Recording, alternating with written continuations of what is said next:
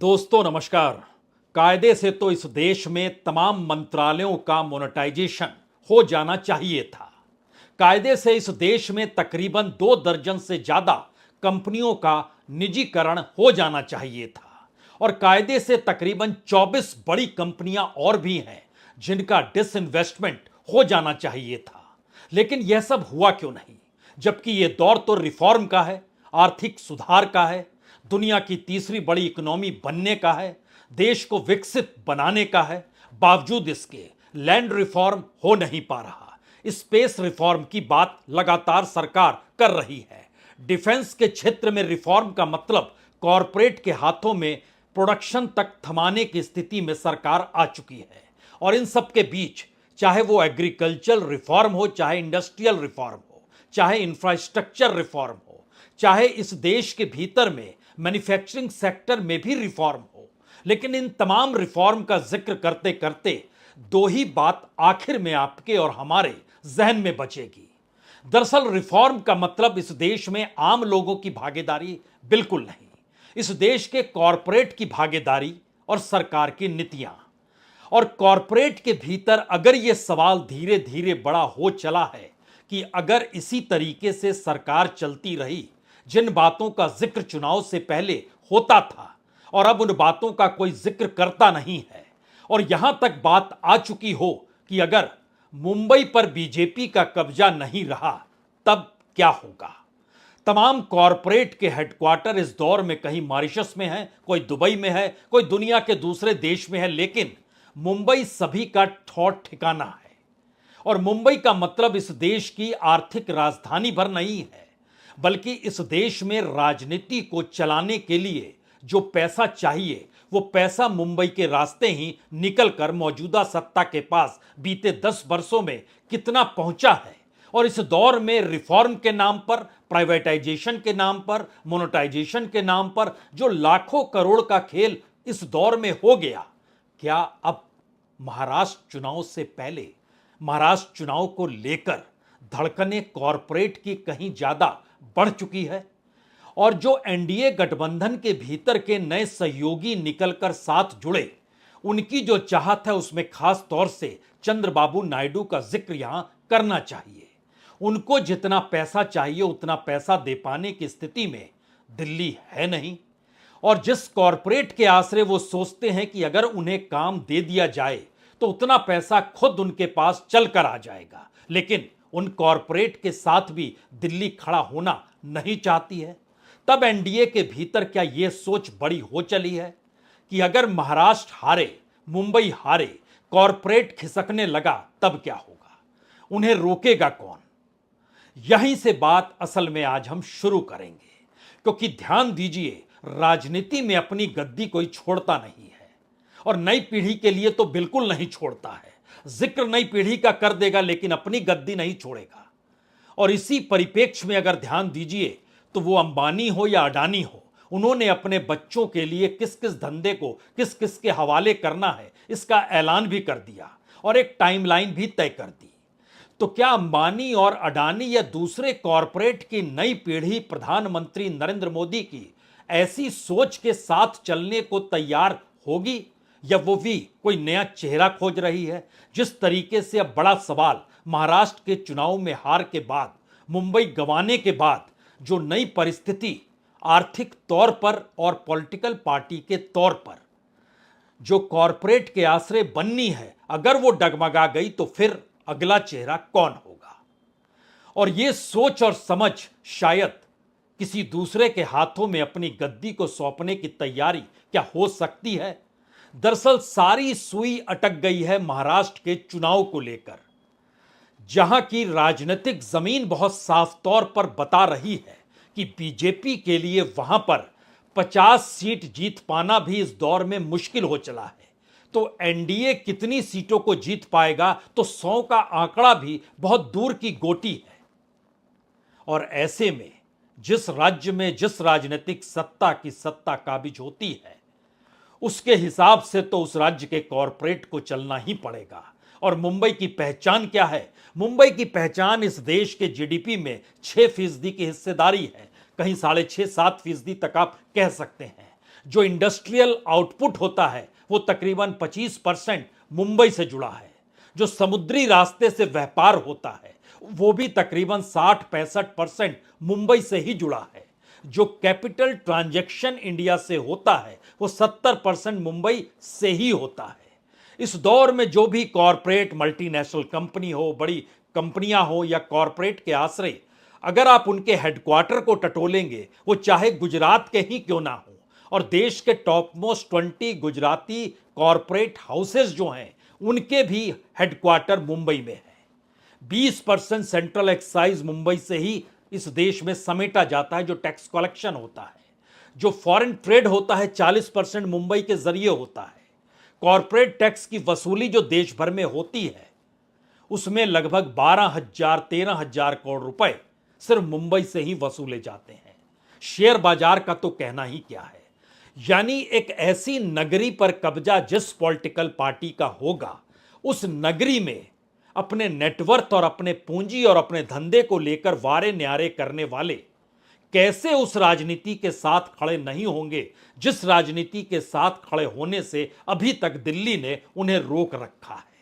और शायद यही सबसे बड़ा सवाल मौजूदा वक्त में बीजेपी के भीतर हो ना हो, लेकिन मोदी और शाह के भीतर महाराष्ट्र के चुनाव को लेकर यह सबसे बड़ा सवाल है। और यह सवाल कहीं ना कहीं चंद्रबाबू नायडू के भीतर भी है और नीतीश कुमार भी इसकी बारीकी को अब समझने लगे हैं कि आखिर पैसा ही सब कुछ है। राजनीतिक ताकत उस पूंजी से जुड़ी है जहां पर कॉरपोरेट साथ खड़ा होगा, और कॉरपोरेट दाएं बाएं ना जाए, इसकी पूरी व्यवस्था मोदी सरकार ने अपने दौर में की है। तो आइए आज ऐसे ऐसे पन्नों को खोलने की जरूरत है जहां पर बहुत साफ तस्वीर इस देश की बदलती राजनीति या दिल्ली की सत्ता को लेकर उठते सवाल जो महाराष्ट्र के चुनाव के बाद होंगे, इसकी गारंटी है। और ये होने वाली तस्वीर कॉरपोरेट से निकलेगी, इसकी भी गारंटी है। और कॉरपोरेट की पूंजी इस देश में किसी की भी सत्ता या कोई भी चेहरा दिल्ली की गद्दी पर हो, उसके पीछे वो खड़ी नजर आपको आएगी। और उस चेहरे या उस गद्दी को लेकर कॉरपोरेट उसकी चाबी अपने पास हमेशा से रखती रही है। हमें लगता है शुरुआत तो शेयर बाजार से करना चाहिए, क्योंकि शेयर बाजार को लेकर राहुल गांधी का बयान हो या उनका चौंकना हो, जो खेल कॉरपोरेट के जरिए शेयर बाजार में हुआ, सरकारी कंपनियों के जरिए जो शेयर बाजार में खेल हुआ, और लाखों करोड़ों का खेल एक दिन में 24 घंटों के भीतर हो गया, तो वो पैसा कहां गया? उस पैसे पर किसकी पकड़ है? वो पैसा पॉलिटिकल तौर पे चलता है या पॉलिटिक्स उस पैसे के आधार पर आने वाले वक्त में पॉलिसी बनाती है? इन्हीं पैसों के आधार पर इस देश में 6 लाख करोड़ का मोनेटाइजेशन था। एक पाइपलाइन बनाई गई थी निजीकरण और मोनेटाइजेशन को लेकर, जो लाखों करोड़ों का खेल खुले तौर पर था। सरकार और फाइनेंस मिनिस्ट्री खुद बता रही थी हम ये करेंगे, इस मंत्रालय का ये बेचेंगे। उसमें सड़कें भी थी, पुल भी थे, उसमें रेलवे लाइन भी थी, उसमें एयरपोर्ट भी थे, पोर्ट भी थे, पावर सेक्टर भी था, कम्युनिकेशन भी था, माइन भी था, सब कुछ समाया हुआ था। इस दौर में ये सब थम गया है या अंदरूनी तौर पर यह खेल चल रहा है? इसको जरा शेयर बाजार से हमको लगता है परखने की जरूरत है। ध्यान दीजिए कि 2017 में मई के महीने में $2 ट्रिलियन मार्केट कैप था, यानी लगभग 166 लाख करोड़ बीएसई का मार्केट कैप था। 4 बरस के बाद वो 1 ट्रिलियन बढ़ता है और 2021 के मई के महीने में ये 3 ट्रिलियन होता है, यानी 249 लाख करोड़ का। उसके बाद जो 4 साल लगे, उसके बाद 2 ही बरस में खेल हो जाता है और 2 ही बरस के भीतर में यह $4 ट्रिलियन हो जाता है, यानी 333 लाख करोड़। यह नवंबर 2023 में। तो पहले राउंड में बढ़ा 4 साल लगे, दूसरे राउंड में बढ़ा 2 साल लगे, तीसरे राउंड में सिर्फ 1 साल से भी कम का वक्त लगता है। नवंबर 2023 से मई 2024 आते आते शेयर बाजार $5 ट्रिलियन उसका मार्केट कैप होता है, यानी 416 लाख करोड़। और आज जब हम आपसे बात कर रहे हैं तो 2024 के मई के महीने से अगर आज आप आएंगे तो मई के बाद जून, जुलाई, अगस्त 3 महीने हुए हैं। सही मायने में 3 महीनों के भीतर में मार्केट कैप जो है लगभग 50 लाख करोड़ रुपए और बढ़ गया और इस वक्त वो तकरीबन 462 लाख करोड़ हो चला है। इस रफ्तार से शेयर बाजार का पैसा बढ़ना और उसमें जो तमाम कॉरपोरेट हैं उनके नेटवर्थ को भी समझिए, जैसे रिलायंस 20 लाख करोड़, जियो अलग है, वो तकरीबन 2 लाख करोड़ का अलग है। इसी तरह अडानी की अलग अलग कंपनियां हैं, लेकिन Adani enterprises, Adani port, Adani green, Adani power, Adani energy, तम अंबुजा सीमेंट, सबको जोड़ दीजिएगा तो ये 15 लाख करोड़ पार कर जाएगा। ये इनकी नेटवर्थ और उसकी ताकत है। और यहां पर एक सवाल कोई भी पूछ सकता है कि भारत की जनता की ताकत जिस एसबीआई में है, जिस एलआईसी में है, जिस पीएसयू में ओएनजीसी की ताकत है, एनटीपीसी की ताकत है, कोल इंडिया की ताकत है, इन जगहों के जब हम आपसे नाम ले रहे हैं, एसबीआई, एलआईसी, ओएनजीसी, एनटीपीसी और कोल इंडिया, इसमें काम करने वाले लोग जो सरकारी कर्मचारी के तौर पर हो या सरकारी कॉन्ट्रैक्ट के तौर पर काम कर रहे हो, इनकी संख्या जो है अंबानीज और अडानीज की तमाम कंपनियों में काम करने वाले लोगों की तुलना में 50 गुना ज्यादा है। यह इस देश का सच है। और इन तमाम जगहों के जो हमने नाम लिए, इनका पूरा जो मार्केट कैप है वो तकरीबन 24-25 लाख करोड़ का है।